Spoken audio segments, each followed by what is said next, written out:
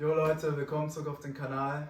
Finally kommen wir zum lang ersehnten Video von Kiko Kostalinov. Ich bin hier nicht allein, ich bin mit einem Maurice und einem Felix hier.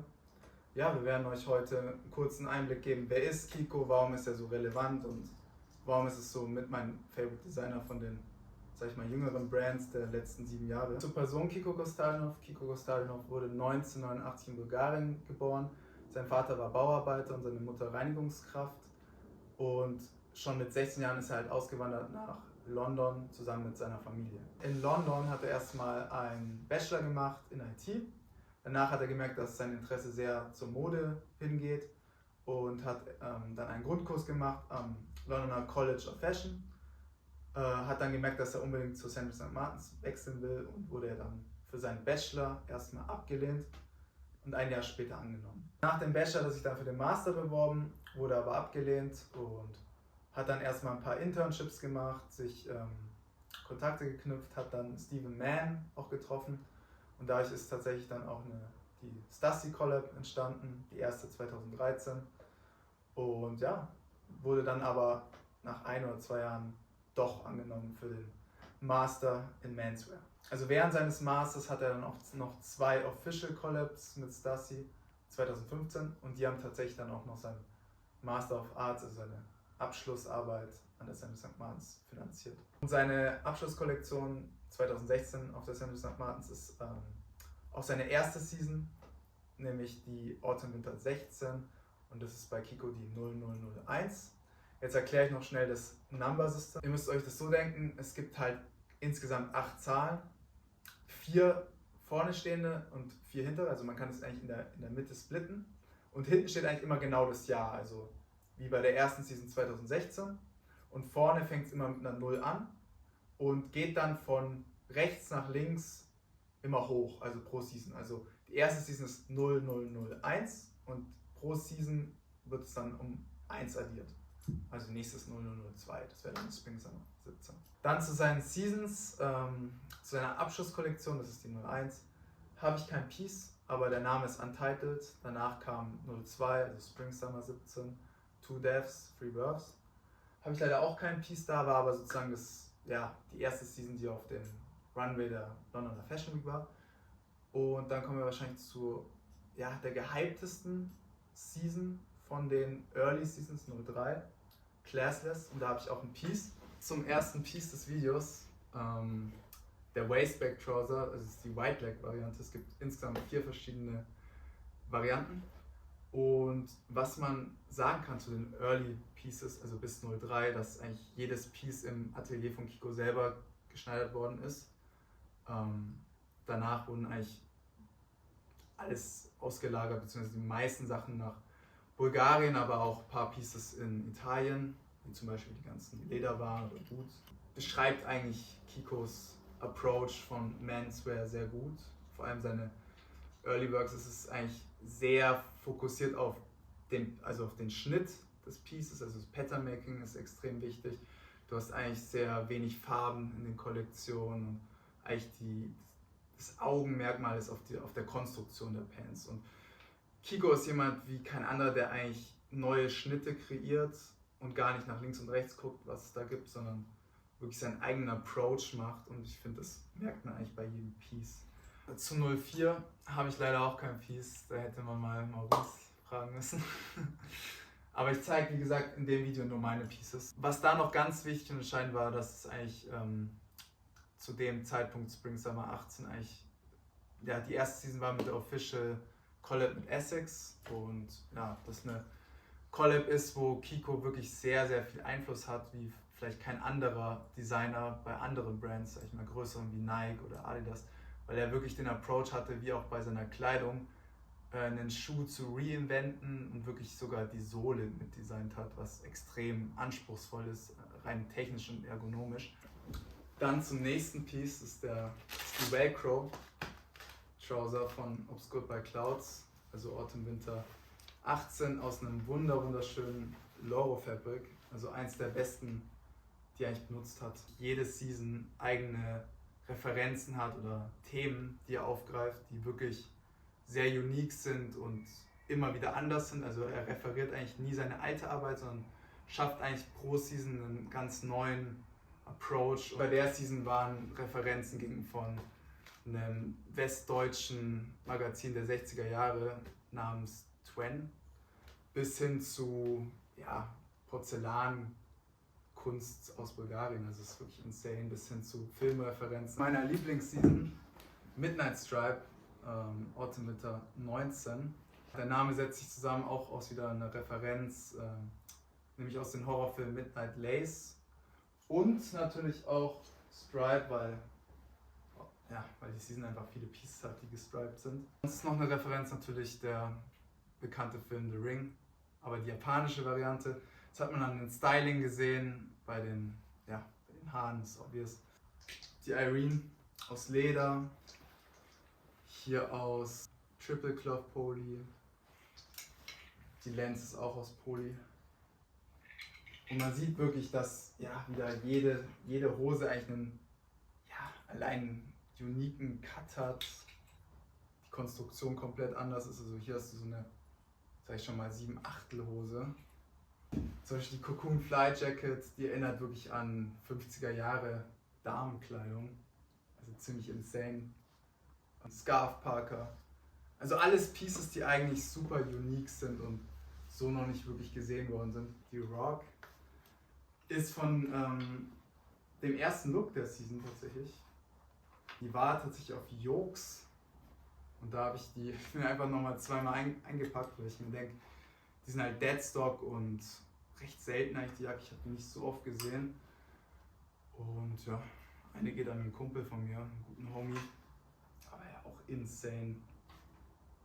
Da nochmal zurück, eher am Anfang, ich sag mal so, gerade bis 07 sind die ganzen Seasons schon sehr geprägt auch von Konstruktion, deswegen vielleicht auch, sein Dad war ja Bauarbeiter, dass es einen großen Einfluss auf ihn hat. Bei Kiko ist, dass eigentlich jede Funktion oder jedes Element eigentlich eine historische Referenz hat. Also man sieht es auch gerade bei der Kollektion, dass die Pieces eigentlich nicht irgendwie random, keine Ahnung, überladen sind mit Elementen, sondern dass wirklich alles einen Sinn verfolgt. Und ich glaube, das macht ihn so besonders und differenziert ihn von vielen Designern heutzutage, die einfach nur sehr aufmerksammäßig irgendwie Elemente drauf klatschen, um ihr Piece besonders zu machen, obwohl es dann eigentlich nicht besonders ist. Und ja, man sieht auch, dass viele Pieces, gerade aus den früheren Kollektionen, noch sehr geprägt sind auch von der Arbeit seines Dads als Constructor oder Bauarbeiter und die wirklich deswegen sehr konstruktionslastig sind. Und eben in der Paarung mit seinen außergewöhnlichen Fähigkeiten als Pattern Maker ist es halt so, dass es einfach Kleidung ist, die auf einem ganz anderen Level ist und, glaube ich, die Mode nochmal weiter in eine Richtung pusht, wie sie sonst gar nicht da war. Oder, sag ich mal, dieses Narrativ von Junya, von Kam oder von vielen Designern, von denen er auch geprägt ist, nochmal auf ein nächstes Level bringt, wirklich. Und ich finde, was auch nochmal so besonders ist an Kikos, muss ich jetzt auch nochmal loswerden, dass die Sachen so gut tragbar sind und eigentlich gar nicht so dem Ganzen gerecht werden auf dem Rack, auf der Stange, sondern man die Sachen wirklich in Motion sehen muss, angezogen muss und viele Sachen erstmal vielleicht quirky, weird wirken und dann doch irgendwie angezogen Leuten wirklich so ein gewisses Etwas geben. Und der Wiedererkennungswert ist halt extrem, also du siehst eigentlich sofort einen Kiko-Träger, obwohl da nicht irgendwie Monogramm ist, ein fettes Logo und ich glaube, das macht Kiko so besonders und sehr, sehr aus und ja, deswegen auch Grund, warum ich ihn collecte und eigentlich mein, wie gesagt, Favorite Designer neben den, sag ich mal, Legends wie Rick und so. 08 muss ich leider skippen, weil ich meine Riding Claw gesellt habe. 09 Lapsed Influence und wir fangen auch mit dem gehyptesten Piece an. Ich glaube, das war jetzt so der Durchbruch, wo man Kiko gesehen hat, neben den Essex, bei Leuten, die vielleicht auch gar nicht Kiko sonst rocken. Also man hat auf einmal viele Leute mit der Bindra gesehen. Wahrscheinlich der gehyptesten Cargo von ihm. Oder generell vielleicht sogar Hose. Gab es auch in 5 verschiedenen Varianten. Und ich glaube, die Steel Grey ist die gehypteste. Ich finde, das Material ist aber auch das Beste. Ist auch Full Polyester. Und was ich noch vergessen habe, kleiner Fun Fact zur Referenz zum Namen Bindra. kommt von einem indischen Sportschützen, also olympischen Sportschützen. Das sieht man dann auch anhand des Designs eigentlich. Das, sag ich mal, Suede von der Hose hat in diesem Sportbereich eigentlich eine Funktion bei den Scharfschützen, dass die das an den Schultern haben, dass halt das Gewehr nicht so wirklich rutscht. Das ist wahrscheinlich für viele auch ein Holy Grail bei den Hosen. Generell ist es so bei Kiko, was eigentlich ganz interessant ist, dass die Hosen einen richtigen Kult haben, gerade von den Early Seasons, wie es vielleicht andere nur bei ihren Sneakern haben, andere Brands. Und ja, ich finde aber Kiko-Hosen erkennt man auch immer recht schnell. Die Referenz von dem deutschen Maler Paul Klee kommt, also da kommt eigentlich der Name her. Deswegen könnte man sie auch Klee nennen. Was besonders bei der Hose ist natürlich die Konstruktion, der Shape. Du hast hier das Embroidery auf beiden Seiten, so ein bisschen wie der Mercedes-Stern ausschaut. Aber eigentlich auch eine Referenz vom Bogenschießen tatsächlich ist. Ist wahrscheinlich auch so beliebt, weil eigentlich nur diese Variante vom Runway rauskam und die ganzen anderen Colorways gecancelt worden sind. Also gab eigentlich auch 5 wie bei der Bindra. Dann noch zu 2 weiteren Pieces der Season und wahrscheinlich den dritten, sag ich mal, Grey von der Season ist die Maiden in Vista Blue, in diesem wunderschönen Blau. Wurde auch getragen mit der Sabine, aber in einem anderen Colorway. Und ja, die Konstruktion der Jacke ist auch wieder insane und ja, generell der Shape sehr, sehr interessant und wird jetzt auch wieder nicht dem Ganzen gerecht, sondern müsste man angezogen sehen. Und dann hast du hier noch diese, sag ich mal, ja, weirde Kombi aus einer Beanie und einem Scarf. Also 010 müssen wir leider wieder skippen, aber ich habe hier noch ein Piece von 011, also die Stratton Beanie. Nicht sehr beliebt, aber ich finde auch wieder das Besondere da eigentlich, wie wieder halt eine neue Form geschaffen wird von der Beanie. Also ich weiß, dass es schon mal so Approaches gab von Issei oder von Cam, aber ich finde die auch wieder sehr unique. Dann zu dieser schönen Short ist die Torino, genau von 012. Man hat hier wieder eine Shorts von ihm, die, sag ich mal, ja, sehr unique ist. Man hat eigentlich am Saum spitz zulaufende mehrere Stränge, was so ein bisschen so einen apokalyptischen Vibe von so einem Piraten gibt. Okay. Obwohl das Piece so weird ausschaut erstmal, ist es eigentlich super tragbar, also ich trage die echt oft. Übrigens, das Fabric ist aus Viskose und Cotton und hat so einen leichten Schein, ist sehr shiny, bisschen ölig fühlt sich an und gibt mir so ein bisschen Prada-Vibes. 013 Solo, das ist benannt nach einem Hund, soweit ich weiß. Und wir haben hier die Ketra Knits. Die habt ihr vielleicht auch an den ein oder anderen Celeb am Ende gesehen. Steve Lacey hatte die, soweit ich weiß. Zumindest in grün oder so. Auf jeden Fall haben die einen super krassen Hype auf einmal gehabt. Die waren am Anfang eigentlich nicht straight up sold out, aber gingen auf einmal irgendwie crazy. Also die haben jetzt einen Resale von 7, 8, 900 auf Grade. Ich habe sogar welche für 1000 gesehen in den großen Sizes, weil das Ding ist bei denen, die fallen recht klein aus. Deswegen, ich habe hier auch die größte Size 52. Ja, finde ich eigentlich recht hübsch. So. Noch zu 2 weiteren Teilen aus der Season. Der Kuma Cardigan von dem wunderschönen Colorway und der Oran Vest. Was man auch zu der Season sagen kann, die ganzen Namen kommen eigentlich aus einem einzigen Videogame und da haben wir wieder sozusagen diesen Full Circle Moment zu Kiko, der ja auch ein Gamer war und eine Zeit lang World of Warcraft addicted war und ja, die meisten Pieces sind wie gesagt aus diesem Videogame, ich glaube das heißt Lineage 2 oder Lineage 2 und die 2 Pieces sind zum Beispiel Namen von Bösewichten aus dem Game. Und hier nochmal Fun Fact, seine Mutter hat bei dem Kuma Cardigan tatsächlich die Knöpfe per Hand angenäht. Das wird aus einem Interview von Kiko klar. Und das ist auch wirklich schön und cool zu sehen, dass die Mom mittlerweile für Kiko selber arbeitet, auch die ganze Logistik übernommen hat. Und ja, so ist auch so ein Full Circle Moment für ihn und seine Mom.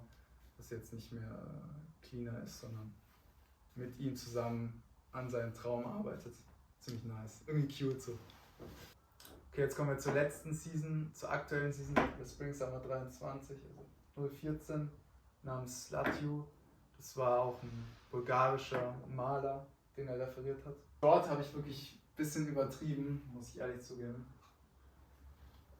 Liegt aber auch daran, dass ich aktuell finde, dass viele andere Designer ein bisschen floppen oder die Seasons nicht so stark sind. Und ich beginne mal mit einem Piece, was, finde ich, so ein bisschen an seine Construction mehr so alte Season erinnert. Weil dieser Utility-Vibe da ist, diese Murad Zip Jackets, einmal in schwarz, ich glaube Jet Black und diesem Khaki. Ich glaube, das ist relativ selten. Mir gefällt tatsächlich der schwarze viel besser, deswegen ich überlege auch das abzugeben. Also wer es will, hit me up, ist eine Size 48. Trag das hier tatsächlich extrem auf dem Alltag auch sehr, sehr gern mit der Cocoon Flight Jacket drunter. Also ich finde es ein ziemlich cooler Look. Ein Highlight-Piece der Season ist auch diese sehr hübsche Murad Blouson Lederjacke, die wirklich ein auch sehr uniques Darting hinten hat, was der Jacke so ein leichtes Cocoon-Darted Shape gibt. Also super nice. Okay, dann zu dieser Bomber, das ist die Maersk Bomber in dem Dark Grey Colorway. Das war ein Web Exclusive. Ich glaube, usually bei Kiko sind es dann 1 of 10 Pieces. Und da ist auch wieder die Referenz eigentlich super lustig, weil das halt ein dänisches Unternehmen ist, was so Schifftransport macht. So, ich glaube sogar mit das größte. Und generell die Season 014 ist halt nicht nur von Slatju inspiriert, sondern von dem Künstler Dan Wu. Und der hatte tatsächlich so ein Disput mit dem Kreuk, das ist auch wieder so ein, ich glaube, Künstler eigentlich aus Holland.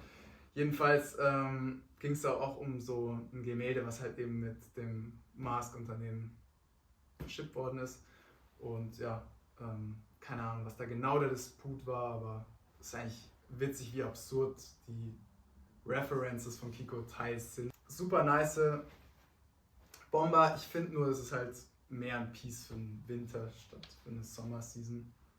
So kann man jetzt safe nicht tragen, aber ja, auch wahrscheinlich über die Jahre safe collectible, weil es halt eben so ein seltener Colorway ist. Das ist das Setted Hood Shirt. Auch super nice. Es wurde übrigens bei der Season mit der Murad Blouson Lederjacke zusammengetragen und ich fand den Look zusammen eigentlich ziemlich nice und für mich eins der besten Layering Pieces. Slatju Sleeveless Shirt mit einer super interessanten Konstruktion, das kann man hier aufknöpfen. Recht witzig, ich finde da spätestens ab der Season, weiß ich nicht mehr, ob das so ein Approach ist, dass jetzt jedes Detail wirklich eine Funktion hat, aber ist auf jeden Fall sehr dekorativ und mal auch ein neuer Ansatz von den Sleeveless. Noch die Orma von der Season, das ist eine Reversible Trouser, also kannst du auf beiden Seiten tragen. Ich trage sie eigentlich nur auf der Reversed-Seite. Wie sieht die auf der anderen Seite aus? Eigentlich komplett schwarz, Bro. Also okay. Recht schlicht, das ist aber auch wieder so ein Zeichen, du kannst halt mit den Pieces komplett versatile rumspielen. Ich finde, das ist generell so ein Approach, der sich durchzieht, also die Teile sind halt super vielfältig. Ja, Gummizug, den kannst du die Hose noch adjusten und enger ziehen. Und ja, sieht halt so aus, als hättest du eine Pyjama-Hose über eine Taylor-Hose. Ja. Recht funny Piece auch. Dann zu meiner Favorite-Hose, der Kreok Shorts. Von dem guten Herrn haben wir ja vorher schon gesprochen. Die gibt es in 5 Varianten. Ich habe mir tatsächlich davon 3 gekauft, so bescheuert wie ich bin. Aber zum Glück alle in Sale. Und ja, meine Lieblingsvariante ist wirklich schwer zu sagen. Ich mag alle 3. Das Coole ist, dass eigentlich alle ein verschiedenes Fabric haben. Wir haben hier Viskose, wir haben hier Schuhe, Wolle, aber auch einen kleinen Elastan-Teil. Und wir haben halt hier auch noch die komplette Alpaka-Hose. Das ist Alpaka. Das Sterling Blue ist super schön. Ich finde, die hier ist sehr, sehr tragbar und kann man, also ich mag generell Navy sehr, auch mit Schwarz, auch wenn Manche sagen, es ist ein Fashion-Fauxpas, ich finde es super nice. Am meisten an hatte ich am Ende doch die Alpaka, deswegen gehe ich einfach mit der als meine Favorite, weil die halt schon super unique ist. So eine Shorts habe ich auch noch nie gesehen. Du kannst sie halt auch hier mit den Kordelzug sozusagen enger machen. Du kannst die Hose auch, finde ich, ziemlich nice über eine andere Hose stylen. Dann noch schnell zu den Accessoires. Hier haben wir auch noch die Sadded Hoods. Super funny Pieces. Ich finde die immer ganz nice, so um Outfit zu komplementieren oder so einen gewissen Touch zu geben. Dann habe ich mir noch die Dan Socken geholt. Im Sale auf dem Webstore. Okay, dann kommen wir zu der Footwear von Kiko. Das ist jetzt mit Essex, das sind die Gel Corica Silver Colorway. Genau. Aus welcher Season kommen die? Auch von Midnight Stripe, also 07. Und ja, mein Favorite so immer gewesen, weil ich liebe halt silberne Schuhe, das ist rein personal. Dann kommen wir zu den Boots. Die sind auch von 011, die Maiden Boots. Und gerade bei der Season war es ja auch so, das war zu den Corona-Zeiten so eine Mischung aus, ich möchte in die Natur flüchten und gar nichts wissen von Großstädten, aber zugleich auch in Großstädten wohnen. Und ja, das ist so, finde ich, der Approach. Und ich finde auch bei den Schuhen sieht man, wie Kiko eigentlich, da auch wieder den Approach hat, wirklich von Scratch auf neue Formen und Silhouetten zu schaffen, die ziemlich unique sind. Die KK-Variante, die jetzt erst dieses Jahr rausgekommen ist, mit dem Lila, das ist Loro Fabric. Das ist eigentlich wie vom Tonkin, die Sohle, den kann ich euch auch gleich zeigen. Das ist nämlich der von Slatu, also von 014, auch made in Italy. Super heavy. Ich glaube, Uzi hatte den jetzt auch an. So einen Full Louis Pharrell Fit. Mit auch mein Favorite Boot, also die zwei generell passen halt super zu meinem Style. Okay, das war's mit der Kollektion. Ich habe euch jetzt alle meine Pieces von Kiko vorgestellt und hoffe, dass ich euch Kiko ein bisschen näher bringen konnte. Wenn ihr noch ausführlichere Videos wollt über Kiko, über einzelne Seasons von Kiko, weil ich weiß, es war jetzt auch recht lang, können wir das nochmal mehr im Detail machen, auch vielleicht noch mit ein paar Freunden, die auch into Kiko sind, oder wenn ihr noch weitere Designer sehen wollt, lasst es mich wissen. Wir können eigentlich jeden Designer mal so durchmachen, Seasons besprechen, deren Designphilosophie, deren Approach oder eben auch meine Pieces zeigen. Wie gesagt, bei Kiko habe ich jetzt extrem viele Sachen über die Jahre gesammelt. Bei anderen ist es vielleicht nicht so viel, aber ich glaube, da findet sich schon auch irgendwas. Und ja, lasst mich wissen, was ihr als nächstes sehen wollt, und Peace out.